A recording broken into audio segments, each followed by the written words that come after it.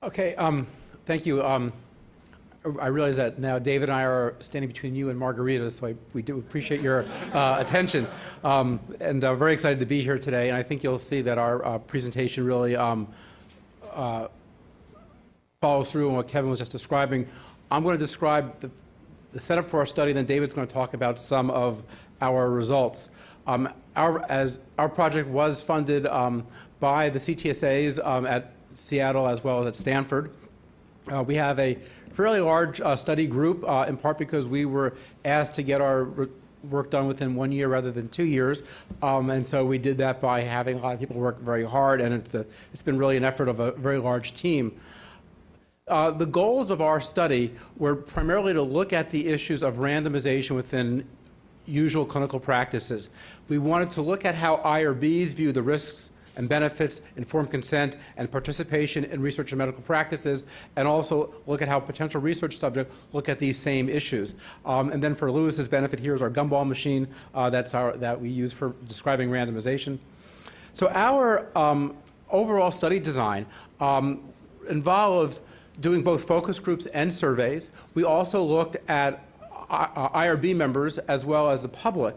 And the way we did this was by doing these sequentially. So we started off with doing the IRB focus groups and then moved on to the patient focus groups while we then started doing our IRB survey and ultimately culminated in the public survey. And what I will do now is talk to you briefly about the setup for the two surveys as well as the, some of the data from the from the patient focus group, and David will talk about the actual results of our public survey. So for the survey of primer, the content of our survey involved a general section that talked about risk, notification and consent, and oversight. We also had a scenario-based section that we talked about a medical record review as well as a randomization scenario. In both cases, these were newly diagnosed patients comparing two approved drugs that would be used to prevent the risk of stroke. We also had some open-ended responses for additional thoughts and informed consent. The surveys were developed following our focus groups and refined using cognitive interviews. We actually used a 2x2 factorial design where people were randomized ultimately to 4 different groups, half who got the general section first before the scenarios, and vice versa. Also, we had 2 different groups of scenarios. One group that used hypertension as the example, the second that used atrial fibrillation as an example of a disease in which the risks were higher. Our recruitment was done through Primer, and this was done using REDCap. And at the very end of David's presentation, he will show you some of the data from that. As Kevin mentioned, one of the biggest issues that we struggled with was how do we talk about this to patients, and that was both for our focus groups as well as for our survey. There's very complex issues to be thinking about here related to medical practice variation, randomization, informed consent, and the challenge is to think about how do we do this in a way that provides enough information but doesn't introduce biases. So our approach were 2 things. First, as I mentioned earlier, we just chose to describe these activities as research on medical practices, which was intended as an explicit label as research, but tried to be broad enough to include both observational and randomized designs for standard practices. We also developed 3 animated narrative videos using hypertension as our example through all the videos. The first video talked about the variation in usual medical practice. The second video talked about research in medical practices, including medical record review and randomization. And the third talked about different approaches to patient engagement. And here again, similar to what Kevin showed, we tried to distinguish between different categories. We chose to use different approaches to permission in terms of verbal permission versus written permission, as well as general information as our 3 categories. But the point here, which I think is relevant to all the talks we heard earlier, is that informed consent can mean different things. We have to be very clear what we mean by informed consent or even waivers of informed consent, and that's what you'll be hearing more about later on.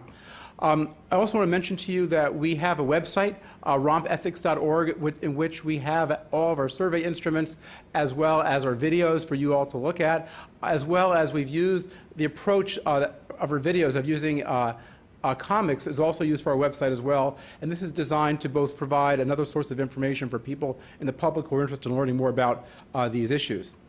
So let me spend a few moments talking about the patient group findings. We actually had some similar issues or observations that Kevin described with the Duke Hopkins program. The first thing we learned was that there was a general appreciation that variation exists in medical practice, but most of the patients in our focus groups trust their doctors to make the right decision for them. They also generally assume that medical record review and data sharing is occurring. They're supportive of that, but they're curious and say no one ever talks to them about that.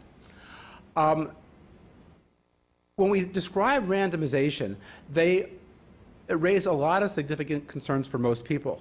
And similar to what Kevin found, there was a lot of difficulty appreciating the differences between clinical trials for new drugs and this type of research in medical practices, even with the videos. And in fact, we actually made some refinements in our videos based upon the focus groups. We did find out that most people were quite willing to participate as long as a number of stipulations were met. They wanted to be really clear that there was actual knowledge and certainty about which drug was better. They wanted to be aware of which drug they were taking. They would want their clinician to make a recommendation for them to participate in this activity. And they'd also want to have a reassurance that they or their clinician could change their mind at any time if there was any concern. One of the things that also came out was the notion that trust in their doctor was really central to their support and willingness to participate in ROMP. And that's, again, that reinforces this idea. They really wanted a recommendation. They also wanted their doctor to be the person to talk to them about this. And this was true for whether it was for medical record review or randomization. And you'll see this in the quantitative data too. They didn't make much distinction between the two. In both cases, they want to know about this. They want their doctor to talk about this. But in both cases, this could be a relatively brief conversation rather than a prolonged conversation. So I'm going to end by describing in a little more detail our general population survey, and then David will talk with you for the rest of the time about our findings. This survey, the content of this, we began by talking about some attitudes about trust in their doctor and the health system. We had our 3 videos, which were interspersed between them with a few questions about knowledge about ROMP, as well as attitudes about research. After we went through all 3 videos, we then had a series of scenario-based questions in which we then asked people about notification, permission preferences, attitudes about risk, and willingness to participate in ROMP. These scenarios included a medical record review. It included one of randomization for hypertension, and then one that was simply described as randomization for a more serious illness. We decided not to specify atrial fibrillation because we didn't think that would be terribly helpful. The approach we used, again, this instrument was developed following our focus groups as well as was refined with cognitive interviews. The videos, again, were refined based upon the focus group findings. The way this sampling was done is we collaborated with a group called Turner Research, who uses a panel from a larger organization called Research Now. And the way they do things is we specified that we wanted a representative sample based upon 4 characteristics of geography, age, gender, and ethnicity. And the idea was that they would then send this out to their panel until each of these categories was reached. This was also done by web-based entry, although in this case we used Qualtrics. At this point, I'm going to turn this over. One last thing before I turn this over to David. Yeah, the video scenarios. I wanted to say a little bit more about the details of them. The first scenario that was described in the video was this idea of medical record review, and here we specified that the clinicians were deciding between 3 approved medications based upon their own judgment. Our randomization scenario, again, focused on newly diagnosed patients who are randomly assigned. In this case, the patients and their doctors would know which drug they're receiving, and that the patients would receive their usual clinical follow-up, but they could change medications if they experience an adverse event, if they fail to respond clinically, and if the patient themselves requested a change. So this was information that was provided to them for the questions that we then asked them. So at this point, I'll turn this over to David.